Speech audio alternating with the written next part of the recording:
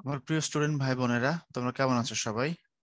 তোমাদের সবাইকে আবার স্বাগত জানাচ্ছি তোমাদের বাংলার আরো একটা মাস্টার ক্লাসে। আজকে আমরা কথা বলবো তোমাদের একটা কবিতা নিয়ে। কবিতাটা হচ্ছে রানার।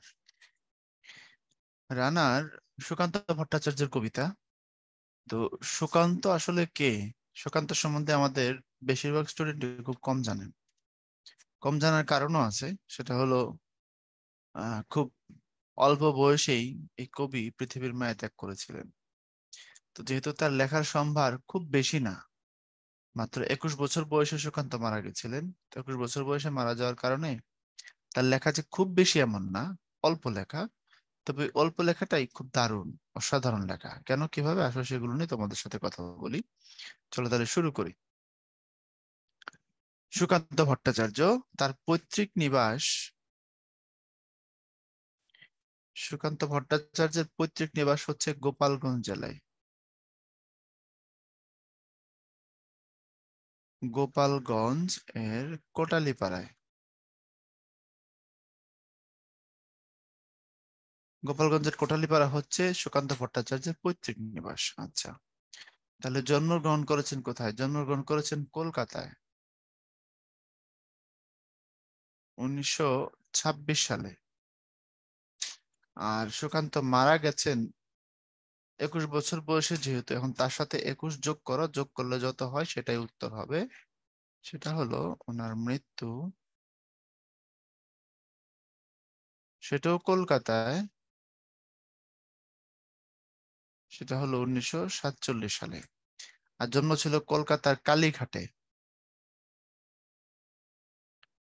ওনার জন্ম ছিল কলকাতার কালীঘাটে, মৃত্যুবরণ করেছেন কলকাতায়। ওনার যক্ষা ছিল, উনি যক্ষায় মারা যান, টিউবারকিলোসিস না।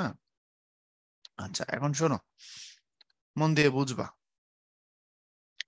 কম বয়সে মারা যাওয়ার কারণে সুকান্তকে আমরা বলি কিশোর কবি। কি কবি বলি? আমরা তাকে বলি হচ্ছে কিশোর কবি। কিশোর কবি কেন? কারণ ওই যে 21 বছর বয়সে মারা গেছিলেন। তো 21 বছর উনি বেঁচে ছিলেন। এখন তোমাদেরকে কিছু গুরুত্বপূর্ণ তথ্য দেব, এটা মন দিয়ে শুনবা। সবসময় মনে রাখবা, একজন কবির মনোজগৎ তৈরি হয় তার পারিপার্শ্বিক অবস্থার দ্বারা। আমাদের সব মানুষেরই পারিপার্শ্বিক অবস্থার দ্বারা তা আমাদের মনোজগৎ তৈরি হয়। তবে কবিদের ক্ষেত্রে এই কথাটা আরো বেশি সত্য, কারণ আমাদের মনোজগৎ কিভাবে তৈরি হয়েছে সেটা বুঝবার হয়তো বা খুব বেশি মাপকাঠি নাই বা হয় না। কিন্তু কবিদের লেখার দ্বারা তাদের ফিলোসফিক্যাল দিকটা আমরা বুঝতে পারি, জানতে পারি তাদের তৈরি করা চরিত্রের মাধ্যমে, তাই তো? এখন আসো, আমরা দুইজন কবিকে পাশাপাশি রাখবো তোমাকে এই বিষয়টা বোঝানোর জন্য। একজন হচ্ছেন আমাদের সব থেকে বড় মুকুটধারী, যিনি হচ্ছেন রবীন্দ্রনাথ। আর আরেকজন হচ্ছেন নজরুল। এখন আমরা এই রবীন্দ্রনাথ এবং নজরুলের মধ্যে দুইটা বেসিক পার্থক্য লক্ষ্য করি। এটা একটু জানো কিনা তোমরা, বলো নাকি ভাইয়া? বলবো, বললে বুঝতে পারবা। রবীন্দ্রনাথ এবং নজরুলের মধ্যে একটা খুব বেসিক এবং খুব ভাইটাল পার্থক্য আছে, সেটা হচ্ছে তাদের লেখার স্টাইলে। রবীন্দ্রনাথের লেখার মধ্যে দেখবা খুব একটা কল্পনা প্রবণতা একটু বেশি। রবীন্দ্রনাথ খুব বেশি ভাব প্রবণ। রবীন্দ্রনাথ কেমন, খুব বেশি ভাব প্রবণ টাইপের একজন মানুষ। কিন্তু নজরুল ভাবপ্রবণ না, কল্পনা বিলাসী না, অত রোমান্টিক না। তার মধ্যে ফৌজদারি, ধরো মারো কাটো, বিদ্রোহ, আগুন জ্বালাও ইত্যাদি জিনিস বেশি। নজরুলের যে রোমান্টিক গানগুলো আছে বা রোমান্টিক কবিতাগুলো আছে, সেগুলো যদি তোমরা পড়ো তাহলে দেখবা নজরুলের রোমান্সের মধ্যে একটা ফৌজদারির ফ্লেভার আছে। নজরুলের প্রেমের মধ্যে একটা ফৌজদারির ফ্লেভার আছে। কিন্তু রবীন্দ্রনাথ এই জায়গায় ব্যতিক্রম। তার মধ্যে ভাবপ্রবণতা বেশি। এর কারণ কি? রবীন্দ্রনাথ প্রতিবাদ করেছেন সেটাও একটু মোলায়েম ভাষায়, রবীন্দ্রনাথের নিজস্ব স্টাইলে। কিন্তু কাজী নজরুলের প্রতিবাদ গুলোর মধ্যে কেমন জানি, তোমরা বিদ্রোহ কবিতা পড়লে ইন্টারমিডিয়েটে গেলেই দেখবা, বলো বীর উন্নত মম শির শিরিনে হারি আমারি, নত শির ওই শিখর হিমাদ্রির। মানে নজরুল অন্যরকম, নজরুল নজরুলের মতো। এর কারণ কি? এর কারণ হচ্ছে রবীন্দ্রনাথ জন্মেছিলেন কি চামচ মুখে দিয়ে? যেন সোনার চামচ মুখে দিয়া। তাহলে নজরুল কি চামচ মুখে দিয়ে জন্মাইছে? রূপার চামচ না কাঠের চামচ? আমি বলি নজরুল কোনো চামচই পান নাই। কাজী নজরুল চামচ পান নাই, এ কথার অর্থ হচ্ছে আজন্ম দারিদ্র্য পীড়িত নজরুল ছোটবেলায়, যিনি 6 বছর বয়সে প্রথম মক্তবের শিক্ষক হন। মক্তব মানে হচ্ছে গ্রামের মসজিদের মধ্যে যেখানে আরবি শেখানো হয় সেটাকে মক্তব বলা হয়। তো ওখানে উনি 6 বছর বয়স থেকেই তোমার এগুলা শুরু করছিলেন, আস্তে আস্তে আস্তে 6, 7, 8, 9 এই সময়টার মধ্যে বিভিন্নভাবে আমরা দেখি উনি কখনো মুয়াজ্জিন, কখনো মক্তবের ছেলে মেয়েদের পড়াইছেন, কখনো মাজারে খাদেমগিরি করছেন, বংশধররা মাজারে মাজারে খাদেম ছিল। তারপরে আমরা তাকে দেখি লেডো গানের দলে যোগ দিয়েছেন, তারপর রুটির দোকানে কাজ করছেন, শেষমেশ উনি চলে গেছেন হচ্ছে তোমার সেনাবাহিনীর বাঙালি পল্টনে। তো বেশিরভাগ বইয়ের তথ্য অনুযায়ী নজরুলের এই ফাইট শুরু হয়েছিল খুব কম বয়সে, 6 থেকে 8 বছর বয়সের ভিতরেই। এবং তাকে বলা হয় দুখু মিয়া। একটা মানুষ কতটা কষ্ট করলে, তার জীবনে কত বেশি দুঃখ থাকলে তাকে দুখু মিয়া বলা যায়, এটা তো নিজেরাই বুঝতে পারো। তার নামই হয়ে গেছে দুখু মিয়া, এত দুঃখ ছিল তার জীবনে। এই দুখু মিয়া পরবর্তীতে যখন তার কবি প্রতিভা সত্যিকারের বিকাশ হলো কখন, যখন তিনি যুদ্ধক্ষেত্রে ছিলেন। যুদ্ধক্ষেত্রে ছিলেন কত সাল থেকে কত সাল, 1917 সাল থেকে 1918 সালের শেষ 20 সালে উনি ফিরে আসছিলেন। তো 1920 সালে তিনি ফিরে আসেন এবং তার চাকরি আর থাকে না, যুদ্ধ শেষ, চাকরি তো আর থাকবে না। তার আর্মিতে নেওয়া হয়েছিল যুদ্ধের জন্য, প্রথম বিশ্বযুদ্ধের জন্য। ব্রিটিশদের সাথে বাঙালি পল্টনে তিনি গিয়ে কি করেছেন, ফাইট করেছেন, পাকিস্তানের করাচিতে যুদ্ধ করেছেন তিনি তখন। তো এখন এই নজরুল যখন ফিরে আসছেন এবং এই সময়টা তার কবি প্রতিভা বিকাশের একদম মোক্ষম টাইম ছিল। এখন নজরুলের জীবনের দিকে আবার একটু তাকাও। এই দুখু মিয়া ছোটবেলা থেকে ফাইট করতে করতে উনি এ পর্যন্ত আসলেন, এবং যখন তার কবি প্রতিভার বিকাশ হলো ঠিক ওই সময়টা তিনি ছিলেন হচ্ছে যুদ্ধে। তিনি যুদ্ধে ছিলেন। তো যুদ্ধ মানে কি? যুদ্ধ মানে কি গোলাপ ফুল? যুদ্ধ মানে রক্তারক্তি, যুদ্ধ মানে হামলা, যুদ্ধ মানে আগুন, যুদ্ধ মানে লড়াই, যুদ্ধ মানে ফাইট। তো এই ফাইটের ভিতরে তখন তার কবি প্রতিভার বিকাশটা হয়।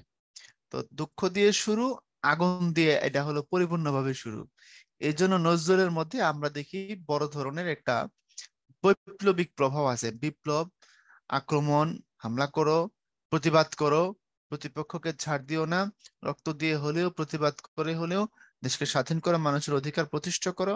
মানে নজরুলের মধ্যে একটা ফৌজদারি ফৌজদারি ভাব আছে। কিন্তু রবীন্দ্রনাথ এই জায়গায় ফুলি ব্যতিক্রম। কেন ব্যতিক্রম?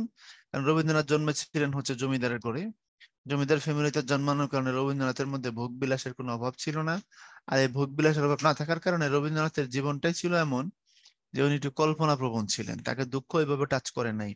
দুঃখ টাচ না করার কারণে রবীন্দ্রনাথের মনোজগৎ তৈরি হয়েছে একরকম, নজরুলের মনোজগৎ তৈরি হয়েছে আরেক রকম। তবে দুজনেই মানুষের কথাই বলেছেন, দুজনের বলার ভঙ্গিতে ভিন্নতা আছে। এখন রবীন্দ্রনাথ নজরুলকে কেন দেখাইলাম তোমাদেরকে, দেখাইলাম এই কারণে, সুকান্ত ভট্টাচার্য মনে করতে পারো তুমি আমাদের সাহিত্যের জন্য দ্বিতীয় নজরুল। সুকান্ত ভট্টাচার্য আমাদের সাহিত্যের জন্য দ্বিতীয় কাজী নজরুল। কেন? কারণ কাজী নজরুলের ফ্লেভার পরবর্তী সময়ে আরেকজনের মধ্যে পাওয়া গেছে, আমরা খুঁজে দেখেছি, সেটা সুকান্ত ভট্টাচার্য।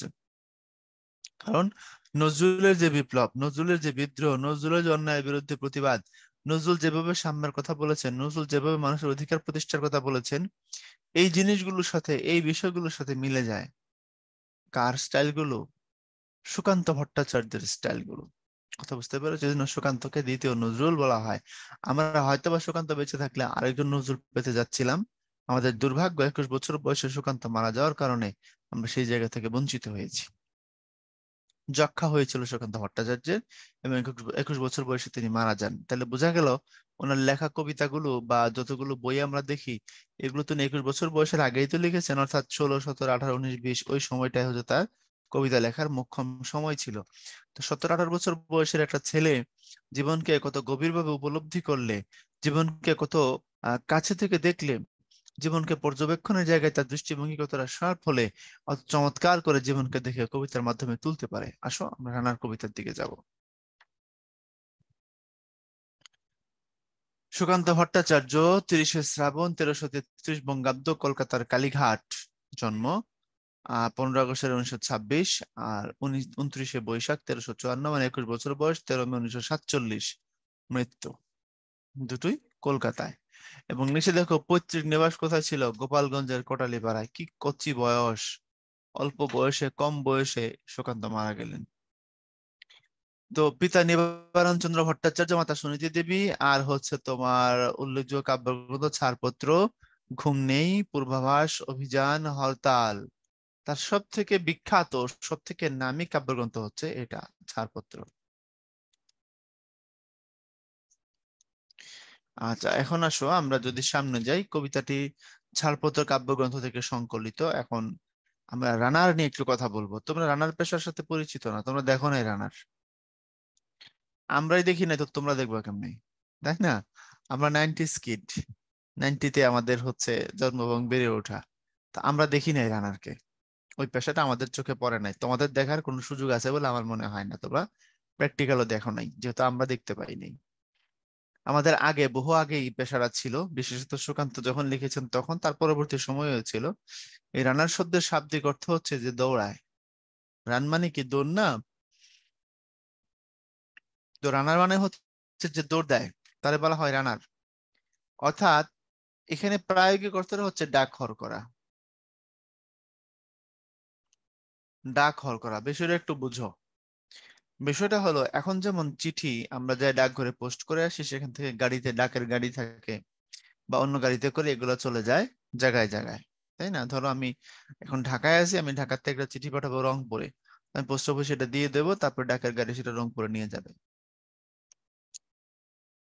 অথবা ডাক বিভাগ যেটা করে সেটা হলো, ডাক বিভাগ নিজস্ব আহ, কি বলে, লোকের মাধ্যমে যে কোনো পরিবহনে সেটা পরিবহন করে রংপুর নিয়ে যাবে, রংপুর থেকে আবার গাড়িতে করে যেটা যে পোস্ট অফিসে যাওয়ার কথা সেখানে যাবে। তারপর ওখান থেকে একজন পোস্টম্যান আছেন, দ্য পোস্টম্যান, যিনি চিঠিটা বিলি করবেন, তিনি কি করবেন, বিশেষত সাইকেলে চড়ে তিনি বাড়ি বাড়ি যাবেন, গিয়ে চিঠি দিয়ে আসবেন। আমাদের দেশের, আমার আমার বাজার, আমার গ্রামের যে পোস্টম্যান, তিনি অবশ্য একটু ভিন্ন, বড় লোক টাইপের মানুষ। উনি কারো বাড়িতে আসেন না, উনি খবর পাঠাই দেন যে একটা চিঠি আসছে, তারা এসে নিতে বললেন, তখন মানুষ গিয়ে সেটা নিয়ে আসে। এখন তো মানুষ চিঠিতে কোনো কিছু আদান প্রদান করে না, কোনো আহ সরকারের কোনো নোটিশ বা এই জাতীয় কোনো চিঠি ফর্মাল হলে যেটা চিঠি ছাড়া উপায় নেই, সেগুলো তারা বলে দেয়। দিলে তারা হচ্ছে, যেমন আমার বিসিএস এর নম্বর পত্রটা পিএসসি থেকে আমি অ্যাড্রেস দিয়েছিলাম বাড়ির, তো বিসিএস এর মার্কশিটটা আমার চলে গেছিল কোথায়, আমার পোস্ট অফিসে। তো শুনলাম সে খবর দিছে, আব্বাকে খবর পাঠাইছে বাজারে আসলে উনি যেন একটু আমার সাথে দেখা করে। তা আব্বা আমাকে ফোন করলো যে এরকম শুনলাম, আমাকে খবর দিছে। আমি বললাম হ্যাঁ, পিএসসি থেকে একটা চিঠি যাওয়ার কথা, আমার সম্ভবত মার্কশিটটা গেছে, আপনি নিয়ে এসেন। তো এখনকার আনার বা কি বলে, পোস্টম্যান হচ্ছে এমন। তো পোস্টম্যানের কাজ চিঠি বিলি করা। তো পোস্টম্যান আর রানার কিন্তু এক না, দুটার মধ্যে পার্থক্য আছে। পার্থক্যটা কি একটু বুঝো। ধরো তুমি হচ্ছে রংপুরের পীরগঞ্জ উপজেলার বাসিন্দা, আর পীরগঞ্জ থেকে এইটা হচ্ছে মনে করো রংপুর, আর রংপুর থেকে এরকম করে ট্রেনে করে, মেল ট্রেন, কি ট্রেন, মেল ট্রেন, যেটাকে কবিতার মধ্যে বলা হয়েছে মেলে, অগ্রগতির মেলে, মেলে মানে মেইলে আর কি, মেল ট্রেনে। এটা হচ্ছে গিয়ে তোমার ঢাকা। এখন এই পীরগঞ্জ থেকে মনে করো রংপুরের দূরত্ব ধরে নাও, এটা আবার এটা আনুপাতিক মাইপো না, ধরুন এটা হচ্ছে 30 কিলোমিটার। এই 30 কিলোমিটার জায়গা পীরগঞ্জ থেকে গ্রামের পথ দিয়ে রংপুর পর্যন্ত যাবে কে, যাবে, রানার যাবে। আর ওখান থেকে ট্রেনে করে এটা মনে করো রংপুর থেকে এটা ঢাকায় চলে আসবে ট্রেনে, এটা প্রায় 350 কিলোমিটার আমার যদি ভুল না হয়, বা কম বেশি হতে পারে, এটা আসবে হচ্ছে মেইলে। এখন ঢাকা থেকে আবার এই চিঠিটা যাবে মনে করো কোথায়, ঢাকার সাভারে। এই কাজটা মাঝখান থেকে আবার কে করবে, রানার। বুঝছো তো রানার কি করে? তাহলে ঢাকা থেকে সাভারের দিকে মনে করে এখানে আরো 25 কিলোমিটার। এই 25, 30, 50, 20, 10, মাঝখানের যে ফাঁড়ি রাস্তাগুলো, যেখানে তোমার মেল ছিল না বা ওইরকম যানবাহন, সরকারি যানবাহন ছিল না, সেই জায়গাগুলো রানাররা চিঠিগুলোকে বহন করত। বহন করে সে এটাকে কি করত, পোস্ট অফিস থেকে, শহরের পোস্ট অফিস, সেখান থেকে আবার গ্রামের পোস্ট অফিস, এই জায়গাটা তারা এটাকে বহন করে নিয়ে আসতো। তো রানার দেখতে কেমন ছিল? তার হাতে একটা লণ্ঠন থাকতো, মানে হ্যারিকেন, রাতের বেলা চড়ার জন্য। আর আরেক হাতে থাকতো একটা বল্লম। বললাম তো তোমার, আমি বুঝাইতে পারবো না, মনে করি এরকম একটা লাঠির মতো, তার আগাটা এরকম ধারালো, বুঝতে পারছো, এটা তার হাতে থাকতো। যাতে করে সে বিপদে আপদে কি বলে, কি জন্য এটাকে, নিজেকে সেভ করলে সেটা কি হয়, আত্মরক্ষা, হ্যাঁ, যেন সে আত্মরক্ষা করতে পারে।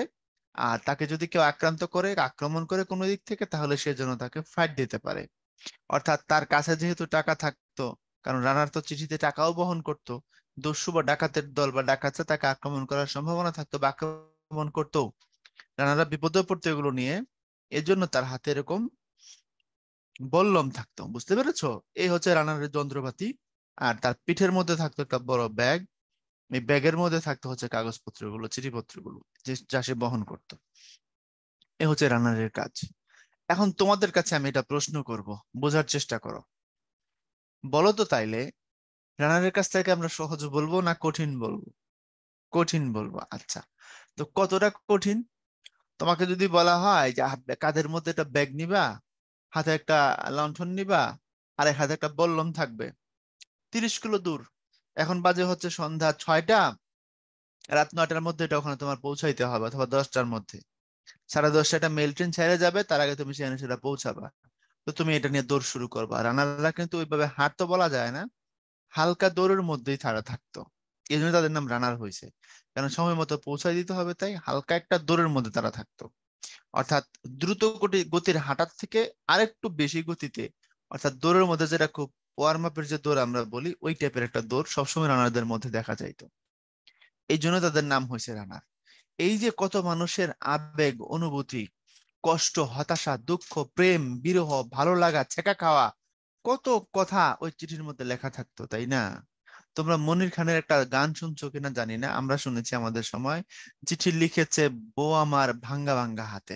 মানে জামাই পড়তাছে আর কি, শহরে চাকরি করে, আর গ্রাম থেকে বউ তাকে চিঠি লিখছে ভাঙ্গা ভাঙ্গা হাতে, লণ্ঠন জ্বালাইয়া নিবাইয়া চুমকি চুমকি রাতে। অর্থাৎ পুরা গানের তিনটা হচ্ছে, এখন জামাই শহরে চাকরি করে, বউ থাকে গ্রামে, তো বউর একাকী লাগে, এটাই তো স্বাভাবিক। তো বউ চিঠি লিখছে জামাইকে, আর জামাই চিঠির কাহিনী শোনাচ্ছে যে কোথাও কোথাও আমি দেখেছি পানি পরে ভিজে গেছে, এই পানিটা আমার বউয়ের চোখের পানি। বুঝতে পেরেছে? বউয়ের কাজল ধোয়া চোখের পানি লেগে আছে তাতে, চিঠি লিখেছে বউ আমার ভাঙ্গা ভাঙ্গা হাতে। ইউটিউবে গিয়ে খুঁজে দেখতে পারো গানটা। লণ্ঠন জ্বালাইয়া নিবাইয়া চুমকি চুমকি রাতে, অর্থাৎ আমার বউ যখন চিঠি লিখতেছে, হয়তো ওই ঘরের মধ্যে তার আরেকটা ননদ চলে আসছে, বা শাশুড়ি আসছে, বা শ্বশুর ডাক দিছে, বৌমা আমাকে একটু পানি দিয়ে যাও। তো তার কাজটা ফ্রেন্ডলি চলছে এমন না, কতক্ষণ সে করছে, কতক্ষণ করতে পারে নাই, এরকম থেমে থেমে স্টেপ বাই স্টেপ চিঠিটা লিখছে, দেখলে বোঝা যায়। এবং কোথাও কোথাও এখানে পানি, চিঠি লিখতে গিয়ে বউর চোখ দিয়ে ঝরঝর করে পানি আসছে, স্বামী কাছে নাই, তার একাকী লাগে, তার খারাপ লাগে, এই যে আবেগটা, কষ্টটা চোখের পানি হয়ে বেরিয়ে পড়ছে চিঠির পাতার মধ্যে। এই আবেগটা একদম পৌঁছাই গেছে কোথায়? স্বামীর কাছে। আমরা যারা এখন ইমেল এবং SMS চালাচালি করি, আমরা জানি এতে করে মনের ভাব আদান প্রদান হয়, কিন্তু ভাই, চিঠি পড়ার মজাটা অন্যরকম। এটা তোমরা বুঝো নাই। ছোটবেলায় আমি দেখছি এটা। আমার মামারা অলমোস্ট সবাই বিদেশে থাকতো। তো তারা যখন চিঠি পাঠাইতো, বা তাদের কাছে যখন আবার চিঠি পাঠানো হইতো, সে কি আয়োজন! আমার বড় ভাই চিঠি লিখতো, তো আয়সা তারে বলে দিয়ে যেত, সবাই বলতো এই এই এই কথাগুলো লিখবি। তো ভাই বসে বসে লিখতো, তাও 5 জন বসে বসে বলছে কার কি কথা। তো এই আবেগটা কাগজের মাধ্যমে পৌঁছায় যেত। আবার মামারা যখন চিঠি পাঠাইতো, তখন আবার দেখতাম সবাই গোল হয়ে বসতো। আমি কিন্তু 97, 96, 98 সালের কথা বলছি, তোমার জন্ম হয় নাই তখন। কথা বুঝছো? তো ওই সময় দেখতাম যে চিঠি যখন আসতো, চিঠি আসলে সবাই মিলে সেটা শুনতো, এবং আমার নানুরা, আমার মামিরা, ওরা কান্নাকাটি করতো। ছেলের কথা ওখান থেকে যা লিখছে, এটা দিকে জোর জোর করে চোখ দিয়ে পানি আসতো। এই যে আবেগ, মানুষের আবেগ, বেগে করে তো রানার কাগজ নিয়ে দৌড়ায় না, মানুষের আবেগ, অনুভূতি, প্রেম, ভালোবাসা, ভালো লাগা নিয়ে দৌড়ায়। তো রানারের দায়িত্ব কম না বেশি? বেশি। এলাকা সংক্ষেপে বললে আমরা বলবো গুরু দায়িত্ব, বিশাল দায়িত্ব রানারের। সুতরাং এটা মানুষের কাছে পৌঁছায় দিতেই হবে, এটা তার কাজ, এটা তার দায়িত্ব। আর মানুষের আবেগকে মানুষের কাছে পৌঁছায় দেওয়া, মানুষের ভালো লাগাকে মানুষের কাছে পৌঁছায় দেওয়া, মানুষের অনুভূতিগুলোকে মানুষের কাছে পৌঁছায় দেওয়া, এটা বিশাল কাজ রানারের। বুঝতে পারছো? তো ওই সময়কার কাহিনীগুলো বা তখনকার সময়ের সিচুয়েশন গুলো কবিতার মধ্যে আছে। তো ব্যাগের মধ্যে অনেকে অনেক সময় টাকাও পাঠায়। তো কি বলে, চিঠির ভিতরে ভিতরে, আর সেই সেই টাকা থাকে হচ্ছে তোমার রানারের ব্যাগে, কাঁধের ব্যাগে। কিন্তু রানার তো সেটা নিয়ে বহন করতে হয়। আর কিন্তু তার ব্যাগে টাকা আছে, কিন্তু টাকা নিজের না। টাকা চেখে দেখার মতো ক্ষমতা তার নাই, কারণ টাকা তার না। আবার মনে করো লুটপাট হলে সেটার জন্য তাকে ট্যাকলও দেওয়া লাগবে। তো রাত অন্ধকার থাকে, দুর্যোগপূর্ণ আবহাওয়া থাকে, পথ সব সময় খুব ভালো হয় এমন না, যে পাকা রাস্তা দিয়া পায়ের মধ্যে ক্যাচ দিয়ে সে হাঁটতেছে, ব্যাপারটা তো এমনও না। তাহলে কত কষ্ট, চিন্তা করছো? এই জন্য রানা রাতের বেলা দৌড়াইতে পছন্দ করতো, কারণ রাতে সূর্য থাকতো না। রানা ডাকাতের থেকে বেশি ভয় পাইতো কাকে? সূর্যকে। কারণ সূর্য যখন উঠতো, পথ ঘাট পরিবেশ গরম হয়ে যেত, এটা রানারকে খুব কষ্ট দিত। এই জন্য ডাকাতের থেকেও রানার বেশি ভয় করতো সূর্যকে।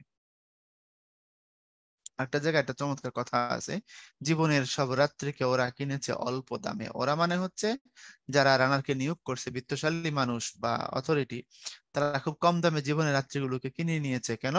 কারণ জীবনের সব থেকে মূল্যবান সময়গুলো রানার চাকরির ক্ষেত্রে বা চাকরির কারণে দিয়ে দেয় তার পেশাকে। আর ওদিকে ঘরে তার পরিবার, তার স্ত্রী, বলা আছে ওই জায়গায় প্রিয়া অভিমানে ক্ষোভে রাগে বিনীন্দ্র রাত জাগে। স্বামী কাঁধের মধ্যে ব্যাগ নিয়া, হাতের মধ্যে লণ্ঠন নিয়ে, হাতের মধ্যে হ্যারিকেন নিয়ে দৌড়াচ্ছে মাইলের পর মাইল। তার কত কষ্ট, তার কত বিপদ হতে পারে।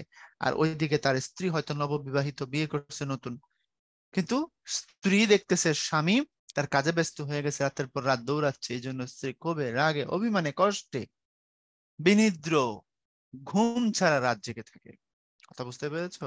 কিন্তু এই জন্য বলছে রানার, তোমার কষ্ট তো পৃথিবীর মানুষ কোনোদিন বুঝবে না, হয়তো ভোরের আকাশ তোমাকে সহানুভূতির চিঠি পাঠাবে।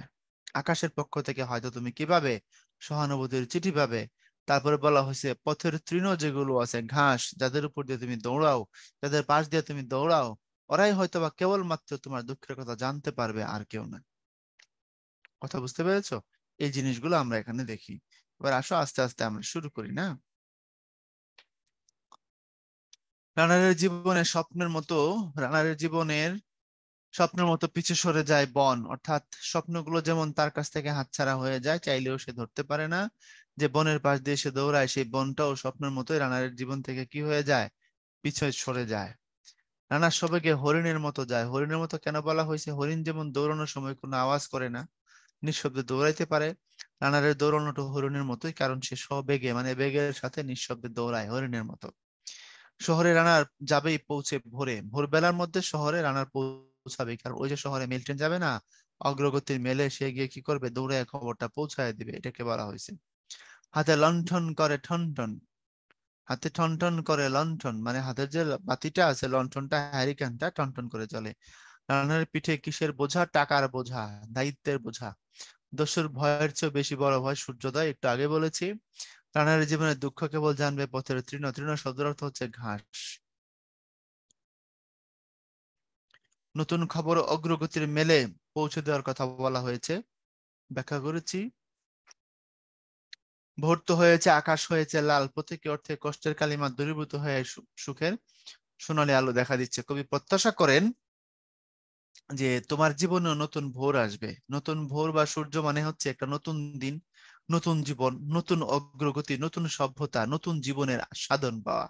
ওখান থেকে বলছে ভোর হয়েছে, আকাশ হয়েছে লাল। আর প্রতীকী অর্থে মেটাফরিক্যাল দিক থেকে বোঝানো হয়েছে কষ্টের কালিমা দূর হয়ে, কালিমা মানে কালো, দুঃখ, আঁধারের কালো, তার জীবনের সোনালী আলো দেখা দিচ্ছে বা দিবে। এরপরে আসো রানার কবিতা। রানার প্রিয়ার একা শয্যায় বেনিন্দ্র রচনী জাগার কারণ কি? বললো কারণ কি? এটার একটাই কারণ, সেটা হচ্ছে অভিমান, অভিমান, অভিমান, আর কিছুই না। রানার কবিতার কোন পংক্তিতে নির্যাতিত শ্রমজীবী মানুষের বঞ্চনার কথা ব্যক্ত হয়েছে? ক্লান্ত শ্বাস ছুঁয়েছে আকাশ, মাটি ভিজে গেছে ঘামে, রানার এ বোঝা টানার দিন কবে শেষ হবে? জীবনের সব রাত্রিকে ওরা কিনেছে অল্প দামে, পৃথিবীর বোঝা ক্ষুধিত রানার পৌঁছে দিয়েছে মেলে। চারটার মধ্যে ভালো উত্তর হচ্ছে এটা। জীবনের সব রাত্রিকে ওরা কিনেছে অল্প দামে। ওরা মানে ওরা, টাকা আলারা। তো নির্যাতিত শ্রমজীবী মানুষের বঞ্চনা, চোখে আর স্বপ্নের নেই নীলমদ্য, কাঠফাটা রোদ শেখে চামড়া। উদ্দীপকের অনুভূতির সাথে রানারের জীবনের সাদৃশ্য হলো দায়িত্বশীলতায়। রানারের চলার গতির সঙ্গে কবি কিসের সাদৃশ্য খুঁজে পান? অবশ্যই হরিণের। সবেগে ধায় বলা ছিল। রমিজউদ্দিন হঠাৎ অসুস্থ হলে ব্যবসা দেখাশোনা করতে পারেন না।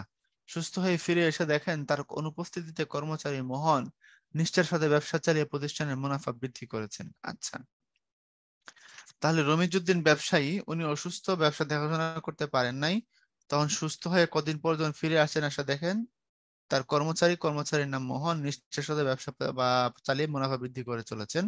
বা তাহলে মোহন এখানে অনেস্ট মানুষ, সৎ মানুষ। আচ্ছা দেখি, আসলে দেখি নিচের কোন চরণে উদ্দীপকের মোহনের বৈশিষ্ট্য ফুটে উঠেছে, মানে সততা?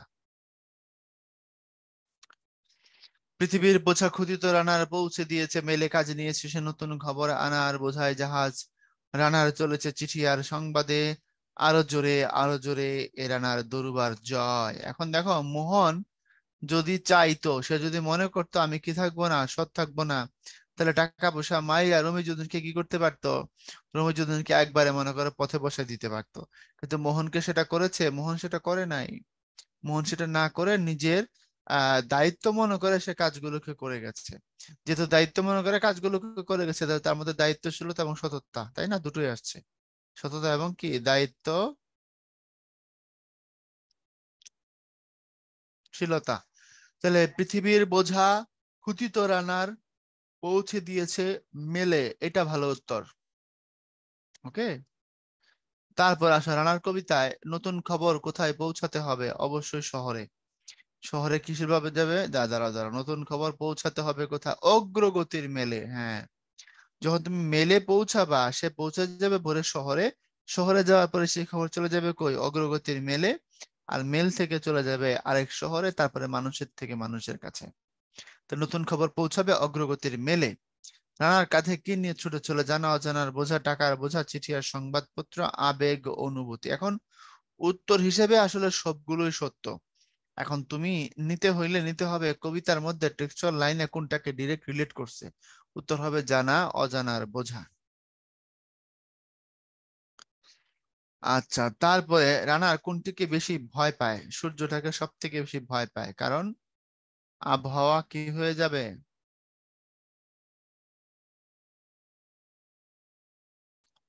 উত্তপ্ত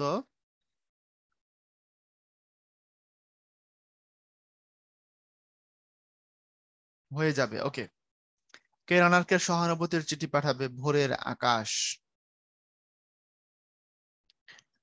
রানার এই জীবনের দুঃখকে বেশি জানে, খুব মনোযোগ দিও। রানারের যে জীবন, রানারের তো অনেক কষ্ট, তার এই কষ্টকে সব থেকে বেশি জানে কে? পথের তৃণ। কারণ আর দূরের কেউ যারা আছে, সমাজের মানুষ হোক আর যেই হোক, রানারকে সবাই খুব একটা পড়তে পারে না, জানতে পারে না। পথের তৃণ বা দুর্বাঘাস রানারের দুঃখ সব থেকে বেশি জানে। জীবনের সব রাত্রিকে বিত্তশালীরা কেমন দামে কিনেছে? অল্প দামে কিনেছে। নিচের কোনটিকে রানার শব্দটির প্রতিশব্দ বলা যায় তাহলে ডাকঘর করা। রানারের জন্য কে রাত জাগে? রাত জাগে তার প্রিয়া অভিমানে।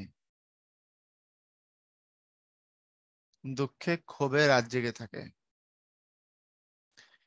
রানার কিসের কাজ নিয়েছে? ডাক পৌঁছে দেওয়ার, দৌড়ানোর, নতুন খবর আনার, চিঠি আনার।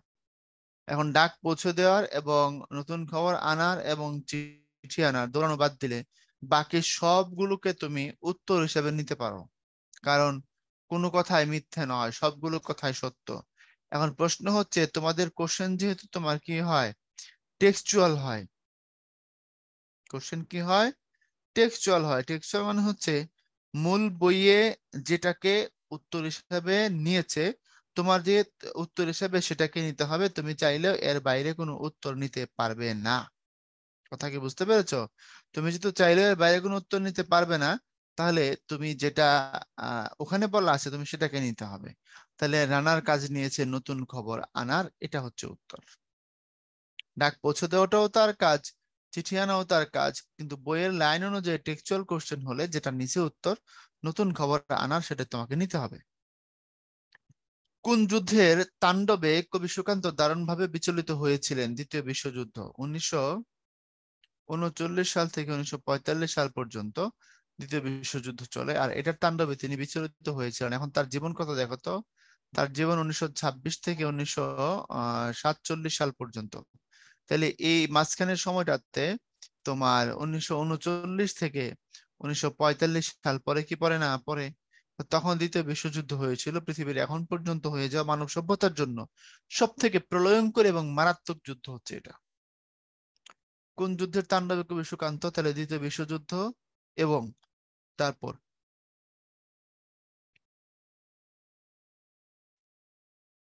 কত বছর বয়সে কবি সুকান্ত ভট্টাচার্য মৃত্যুবরণ করেন? 21। কারণ 1926 1947 ইকুয়াল টু 21 বছর। নিচের কোনটি কবি সুকান্ত রচিত কাব্যগ্রন্থ? অবশ্যই পূর্বাভাস। তার লেখা কাব্যগ্রন্থ। কাব্যগ্রন্থ মানে হচ্ছে কবিতার বই।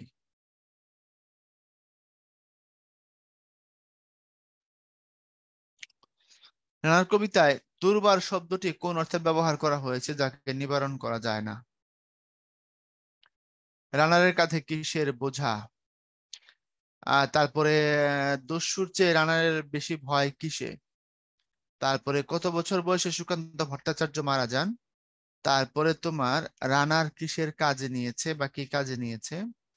তারপরে রানারের কাছে সহানুভূতির চিঠি পাঠাবে কে?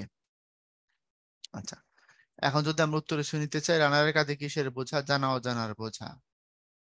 জানা অজানার বোঝা। দস্যুর চেয়ে রানারের বেশি ভয় কিসে? সূর্যকে বা সূর্য ওঠায়। কত বছর বয়সে সুকান্ত ভট্টাচার্য মারা যান? 21। রানা কি কাজে নিয়েছে? নতুন খবর আনার। রানার কাছে সহানুভূতির চিঠি পাঠাবে কে? ভোরের আকাশ।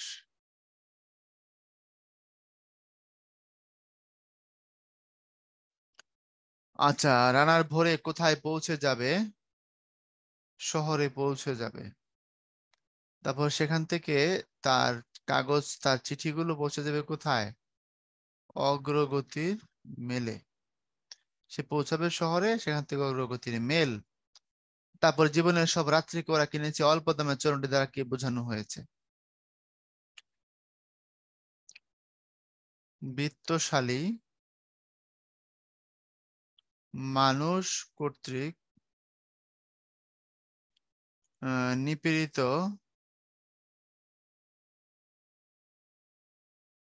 মানুষকে শোষণ করার দিক ফুটে উঠেছে। এর দুঃখের চিঠি জানি কেউ পড়বে না কোনোদিনও, বলতে কবি কি বুঝিয়েছেন? What a fantastic question. দেখো, রানার তো কষ্টের মানুষ, তাই না? রানারের জীবনে তো দুঃখ ছাড়া আর কিছু নাই। রানারের জীবনে তো শোষণ, বঞ্চনা, লাঞ্ছনা, নিগৃহীত হওয়া ছাড়া আর কিছু নাই। রানার তার জীবনের সব থেকে দামি সময়গুলো খুব অল্প দামের বিনিময়ে বিক্রি করেছে, তাই না? তাকে দৌড়াইতে হয় ঘরে আপনজন রাইখা, ঘরে তার প্রিয়া বেনিদ্র রজনী জায়গায় একা একা, তার উপর অভিমান করে, ক্ষোভে কষ্টে জলে পড়ে ছারখার হয়, কিন্তু রানারের কিছু করার থাকে না, এই তো। তো এই জন্য বলা হয়েছে, তার এত দুঃখ, তার এত কষ্ট, সে সবার কষ্টকে নিজে বহন করে, সবার কষ্টকে নিজে পৌঁছায় দেয় একজন থেকে আরেকজনে। বাকি মানুষের আবেগ অনুভূতি গুলোকে রানার ক্যারি করে, রানার বহন করে। কিন্তু তার জীবনের যে একটা ব্যক্তিগত কষ্ট আছে, তার জীবনে যে না পাওয়ার বেদনা আছে, তার জীবনে যে বঞ্চিত হওয়ার ক্ষোভ আছে, তার জীবনে যে সাফল্য না পাওয়ার বা সচ্ছলতা না পাওয়ার হতাশা আছে, এটাকে কেউ কিন্তু জানে না। কেউ কিন্তু ওই জায়গাটাকে পড়বে না। কেউ কিন্তু ওই জায়গাটা তার কাছে জানতে চাইবে না। তাইলে এর দুঃখের চিঠি জানি কেউ পড়বে না কোনোদিনও। অর্থাৎ বলতে কবি কি বুঝিয়েছেন? বলতে বুঝাইছেন রানারের দুঃখের কথা কেউ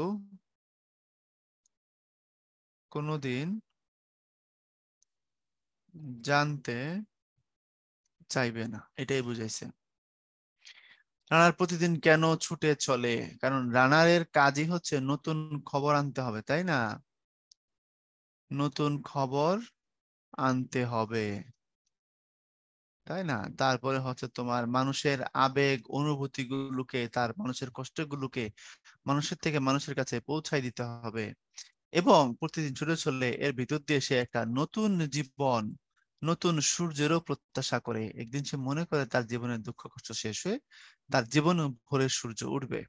তাহলে তার কাজ আছে, তার দায়িত্বশীলতা আছে, এবং তার জীবনকে পরিবর্তন করার প্রত্যয়ে সে নিজেকে সবসময় কি করে ব্যস্ত রাখে, সে ছুটে চলে। এরপরে দস্যুর ভয়, তার হচ্ছে ভয় কখন সূর্য উঠে, এই চরণ দ্বারা কবি কি বুঝিয়েছেন? ব্যাখ্যা করো। অনেকবার বলেছি, রানার সব থেকে বেশি ভয় করে সূর্যকে। দস্যুকে তো সে ভয় করেই। দস্যু তার কাছ থেকে মালামাল লুট করতে পারে, দস্যু তার কাছ থেকে টাকা পয়সা নিতে পারে, দস্যু দ্বারা তার জীবন পর্যন্ত বিপন্ন হওয়ার মতো আশঙ্কা আছে। Everything is correct, well and good. But তারপরেও রানার সব থেকে বেশি ভয় করে কাকে? সব থেকে বেশি ভয় ভয় করে সূর্যকে। সূর্যকে ভয় করার কারণ কি? সূর্যকে ভয় করার কারণ হচ্ছে যখন সূর্য উঠবে, উত্তপ্ত আবহাওয়া হবে, মাটি গরম হয়ে যাবে, বাতাস গরম হয়ে যাবে, তখন রানারের চলা খুব কষ্টের হবে, রানারের চলা তখন খুব বেদনার হবে। এই জন্য রানার সব থেকে বেশি ভয় করা হচ্ছে সূর্যকে। কারণ সূর্য ওঠা মানে হচ্ছে রানারের কষ্টের সময় আরো কি হয়ে যাওয়া, বেশি হয়ে যাওয়া, কষ্টটা আরো গাঢ় হয়ে যাওয়া, তীব্র হয়ে যাওয়া। রানার সূর্যটাকে ভয় পায় কেন? তো দস্যুর ভয়, তার হচ্ছে ভয় কখন সূর্য ওঠে, এর দ্বারা কবি কি বুঝাইছেন? আর রানা সূর্যটাকে ভয় পায় কেন? Dhaka board 19, Mymensingh board 20, same question, same answer. Okay, তারপরে আসো, রাত নির্জন, পথে কত ভয়, তবুও রানার ছোটে। রানার কেন ছোটে? ভালো প্রশ্ন, রানার কেন ছোটে? এখন রাত নির্জন, পথে ভয় আছে, তবু তার ছুটতে হয়, কারণ সে যে কথা দিয়েছে, সে যে দায়িত্ব নিয়েছে, তার দায়িত্বশীলতার কারণে। কারণ সে কাজ নিয়েছে কেন? নতুন খবর আনার সে কাজ নিয়েছে। কারণ তার শহরে কখন পৌঁছাইতে হবে? ভোরে পৌঁছাইতে হবে। মানুষের আবেগ অনুভূতি গুলোকে কি করতে হবে? অগ্রগতির মেলে পৌঁছাই দিতে হবে। এই দায়িত্বশীলতার জায়গা থেকে রানা কি হলে প্রতিনিয়ত ছুটে চলে। ওকে, রাতে নির্জন, পথে কত ভয়, তবুও রানার ছোটে, কারণ সে যে নতুন খবর আনার কাজ নিয়েছে, সে যে মানুষের আবেগ অনুভূতিকে মানুষের কাছে পৌঁছানোর কাজ নিয়েছে, তাই। এরপরে কোনো কিছু রানারের বাধা হয়ে ওঠে না কেন? কোনো কিছু রানারের বাধা হয়ে না ওঠার পেছনে কারণ হচ্ছে তার গুরুদায়িত্ব।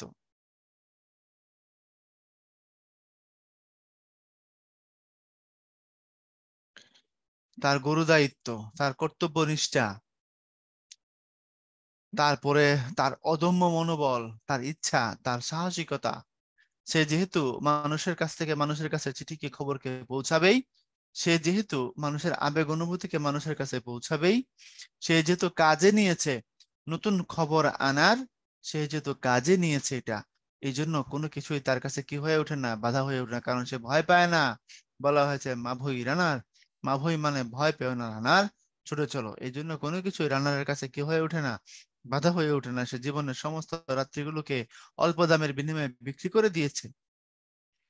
রানার সকাল হওয়াকে ভয় পায় কেন? রানার সকাল হওয়াকে ভয় পাওয়ার কারণ হচ্ছে সূর্যের উত্তাপ।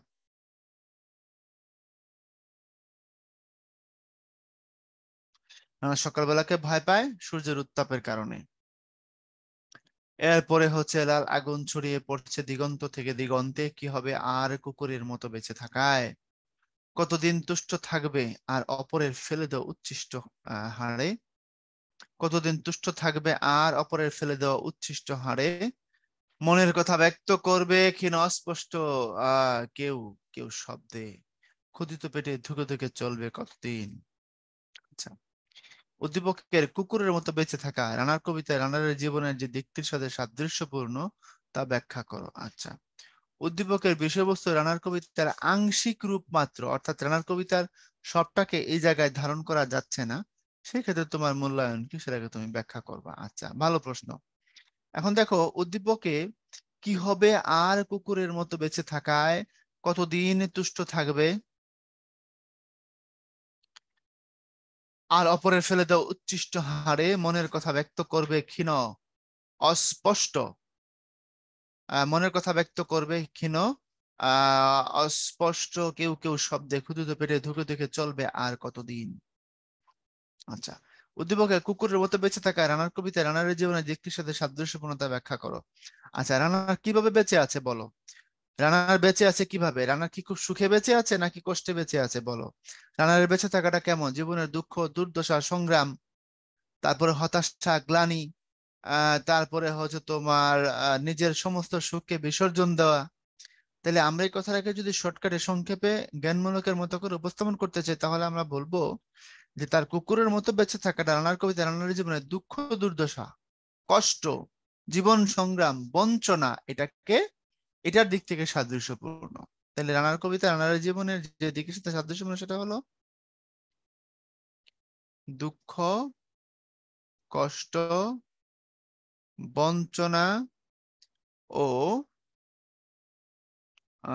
দুঃখ, কষ্ট, বঞ্চনা ও জীবন সংগ্রামের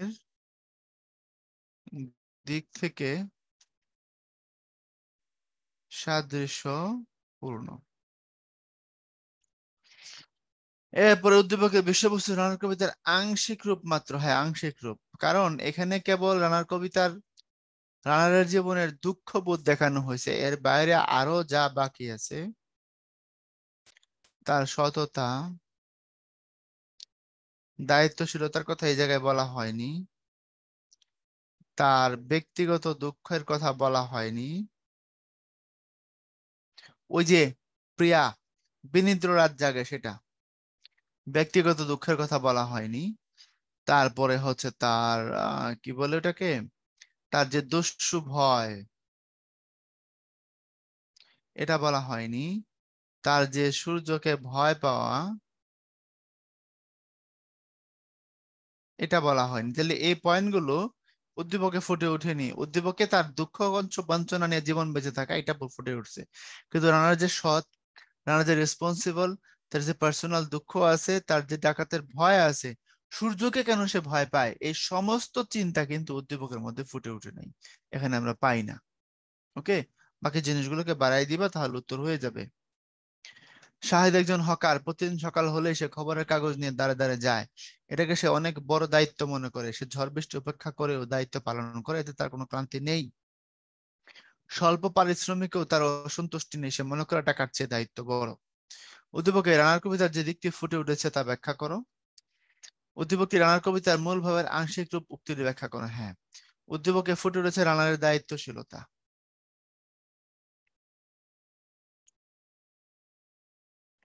আংশিক রূপ কেন? ওই যে একটু আগে যেটা বলছিলাম, তার সততা, ব্যক্তিগত দুঃখানুভূতি,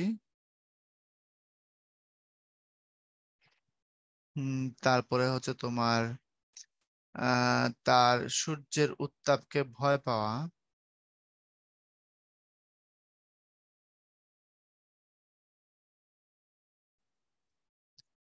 তারপরে তার যে ঝুঁকি নিয়ে কাজ করার যে ডাকাতের ভয়। হ্যাঁ,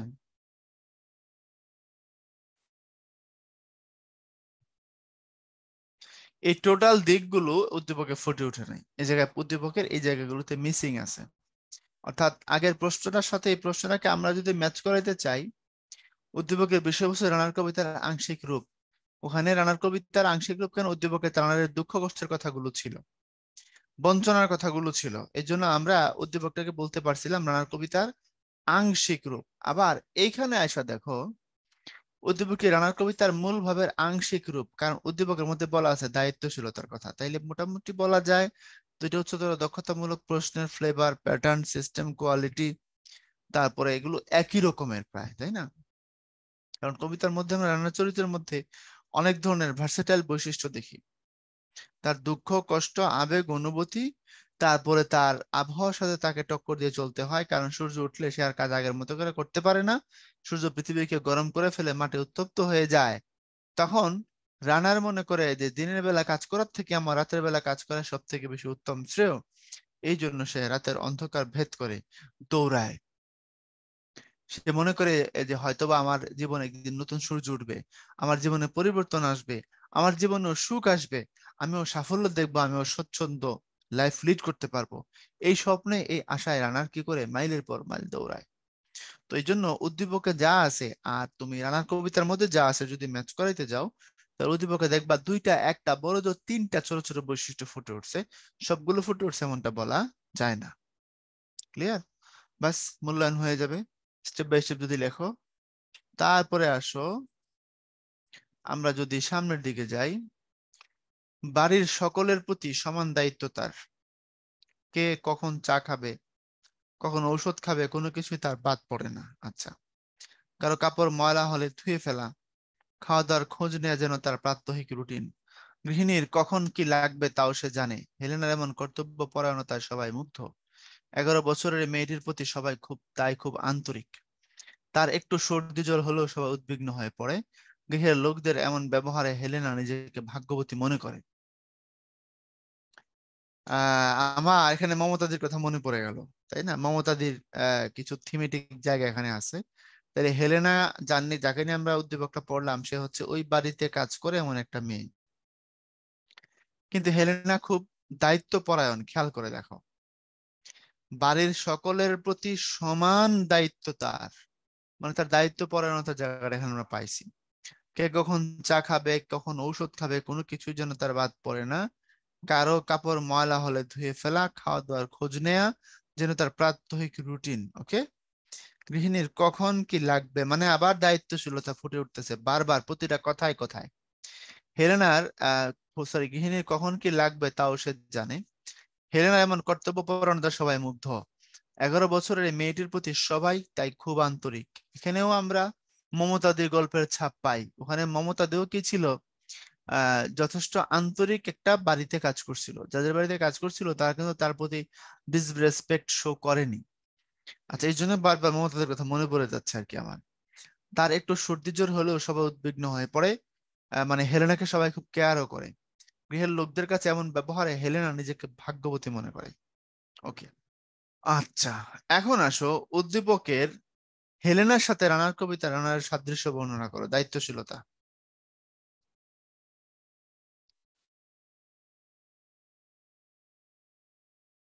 অথবা তুমি এটাকে কর্তব্য পরায়ণতাও বলতে পারো, বা কর্তব্য নিষ্ঠা বলতে পারো, সমস্যা নেই। তাহলে উদ্দীপক হেলেনার সাথে রানার কবিতা রানার সাদৃশ্য কি দায়িত্বশীলতায়, কর্তব্য নিষ্ঠায়, নিজের কাজের প্রতি সৎ থাকায়, তাই না? এই দিক থেকে মিল আছে। আচ্ছা, পরে বলছে উদ্দীপকের বাড়ির লোকজনের আন্তরিকতা রানার কবিতার কবির চেতনাকে ধারণ করে কি? উত্তরের সপক্ষে যুক্তি দাও। আচ্ছা, একটু খেয়াল করে দেখো এবার। বলছে 11 বছরের এই মেয়েটির প্রতি সবাই তাই খুব আন্তরিক, মানে বাড়ির লোকগুলো ভালো। শ্রমজীবী মানুষের প্রতি তাদের দরদ আছে। তার একটু সর্দি জ্বর হলো সব উদ্বিগ্ন হয়ে পড়েন, বুঝছো? তাকে সবাই খুব কেয়ার করে। গৃহের লোকদের এমন ব্যবহারে হেলেনা নিজেকে ভাগ্যবতী মনে করে, মানে গৃহের লোকগুলো খুব ভালো। যে বাড়িতে হেলেনা কাজ করে, হেলেনা তো নিঃসন্দেহে একজন দায়িত্বশীল মেয়ে। সবার সে খোঁজ খবর রাখা, সবার কাজ সে করে দেয় অম্লান বদনে, একবারে হাসিতে, কোনো এক্সকিউজ ছাড়া। কিন্তু বাড়ির লোকজনও তার থেকেও ভালো। তারাও তাকে খুব খেয়াল রাখে, তার প্রতি খুব আন্তরিক। এবং গৃহের লোকদের ব্যবহার ভালো, এই জন্য হেলেনা নিজেকে মনে করে সে ভাগ্যবতী। এখন উচ্চতর দক্ষতার প্রশ্ন হচ্ছে, উদ্দীপকের বাড়ির লোকজনের আন্তরিকতা রানার কবিতার কবির চেতনাকে ধারণ করে কি? এখন কবির চেতনার মধ্যে কি আছে? শ্রমজীবী মানুষের প্রতি সহানুভূতি, ভালোবাসা। ইয়েস। তাহলে উদ্দীপকের বাড়ির লোকজনের আন্তরিকতা আর কবির চেতনা প্যারালাল। তুমি বলবা ধারণ করে। ধারণ করে, এটাই হচ্ছে তোমার জ্ঞান এই প্রশ্নের। যেহেতু বাড়ির লোকজনও হেলেনার প্রতি খুব আন্তরিক, এবং কবিও চাইছেন যে রানারের জীবনের দুঃখ শেষ হয়ে একদিন নতুন সূর্য উঠবে, তাহলে কবিও ওই রানার বা শ্রমজীবী মানুষের পেশার প্রতি, কাজের প্রতি আন্তরিক। সুতরাং বাড়ির লোকজনের যে মানসিক কন্ডিশন বা মানসিক পজিশন, তাদের চেতনা, তাদের চিন্তাগত জায়গা কবির চেতনাকেও সেটা ধারণ করে। আংশিক করে না পরিপূর্ণ করে সেটা প্রশ্ন না, তোমাকে জিজ্ঞাসা করছে কবির চেতনাকে ধারণ করে কিনা। তুমি বলো ধারণ করে। কারণ ওই বাড়ির মানুষও হেলেনার প্রতি আন্তরিক, গরিবের প্রতি, সহজ করে যদি বলি শ্রমজীবীর প্রতি। কবিও শ্রমজীবীর প্রতি আন্তরিক এবং সহানুভূতিশীল। তাহলে ওখানে হেলেনা যেমন সহানুভূতিশীল আচরণ পাইছে, কবিও রানারের প্রতি সহানুভূতি প্রদর্শন করেছেন। তার জীবনের মুক্তি কামনা করেছেন, তার জীবনের দুঃখ শেষ হয়ে যাবে সেই প্রত্যাশা করেছেন। সুতরাং দুই দিক থেকে ধরলে অবশ্যই কবির চেতনা ওই বাড়ির লোকজনের আন্তরিকতা এই দুটাকে কি করে ধারণ করে। তাহলে উদ্দীপকে বাড়ির লোকজনের আন্তরিকতা রানার কবিতার কবির চেতনাকে ধারণ করে কিনা, তুমি বলবা করে। বাড়ির লোকজনের আন্তরিকতা কবির চেতনাকে ধারণ করেন, কবিও সহানুভূতিশীল, বাড়ির লোকজনের মধ্যে আমরা সেটাই দেখি। উত্তরের সপক্ষে যুক্তি দাও, ব্যাস। তুমি আগে হ্যাঁ বলবো, তারপরে যুক্তি যা ভাইয়া বলছি একে একে করে লিখে দিলে উত্তর হয়ে যাবে। তো এরপরে এই ছিল তোমাদের সাথে রানার নিয়ে আয়োজন, কথা অনেক কথা বলেছি। আশা করি কিছু কোয়ালিটি টাইম তোমার সাথে ব্যয় করতে পারছি। ভাইয়ের জন্য দোয়া করবা, আবার কথা হবে। ততক্ষণ পর্যন্ত ভালো থেকো। আল্লাহ হাফেজ।